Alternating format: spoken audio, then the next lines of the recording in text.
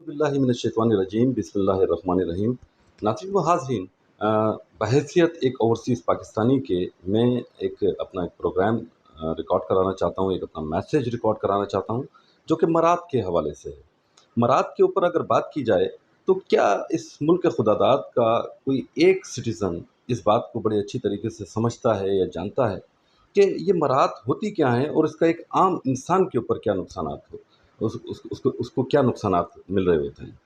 सबसे पहले तो एक चीज़ बताता चलूँ कि एक आम इंसान जब कोई चाहे वो एक साबुन लेता है, चाहे वो पेट्रोल डलवाता है, आपको मालूम होगा कि इंटरनेशनल मार्केट में पेट्रोल की कीमत क्या होती है।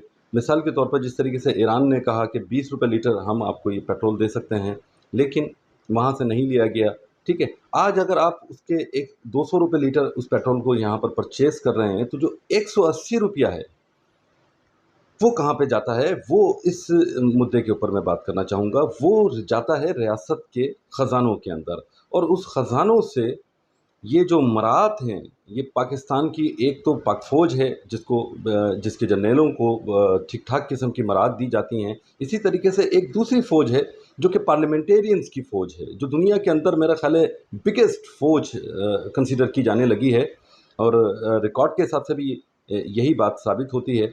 200 तकरीबन 2600 कोई 60 अरब रुपए दुनिया की रैंकिंग के अंदर, जो इंटरनेशनल रैंकिंग है उसके अंदर, ये 260 अरब रुपए जो है ये मरात के अंदर दिए जाते हैं पाकिस्तान के अंदर, जिसमें पार्लियामेंटेरियंस की ही हम सिर्फ़ और सिर्फ बात कर रहे हैं। अभी पाक फ़ौज का जो बजट है, वो बिल्कुल इससे मुख्तलिफ है। तो बताने का मकसद ये है कि आप जो 180 रुपए का जो इज़ाफ़ी तौर पर जो आप पे कर रहे हैं, एक आम सिटीज़न जो पे करता है, वो गवर्नमेंट के जब ख़ज़ाने में जाते हैं, तो इन पैसों से, इन टैक्सेस से ये मरात इन लोगों को दी जाती हैं। यानी कि एक गरीब आदमी जिसको इस रियासत ने ना तो कभी इलाज दिया, ना कभी मुआवजा दिया, ना ही कभी तालीम दी, ना ही उसके लिए कोई रोज़गार की कोई कोई सतह उन्होंने कायम की। इसी तरीके से टूटे-फूटे रोड, एक ग़लाज़त ज़दा मुआशरा, ठीक है ना? जहाँ पर हर तरफ गंदगी और ग़लाज़त है, वो गरीब आदमी इन लोगों के पेट्रोलों के पैसे बेयर कर रहे हैं। वो इनके इनके 2-2 हज़ार लीटर पेट्रोल के माहाना अखराजात देते हैं। वो इनके 10-10 मुलाज़िमों के अखराजात देते हैं। वो इनके बेंगलोज़ के अखराजात देते हैं। तो खुदारा इस मैसेज को समझें कि हर इंसान को इस वक़्त मेरा ख़्याल है कि एक आवाज़ होकर उठना बहुत ज़रूरी है इस मराअत के मामले के ख़िलाफ़।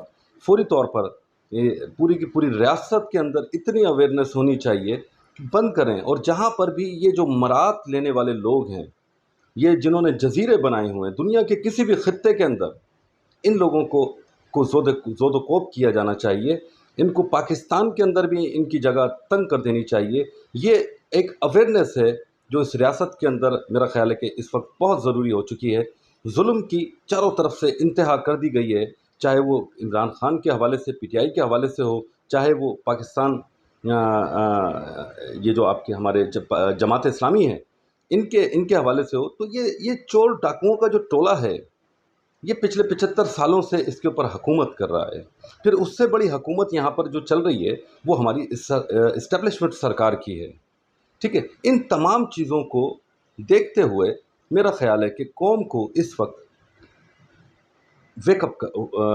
उठना चाहिए, वेकअप होना चाहिए।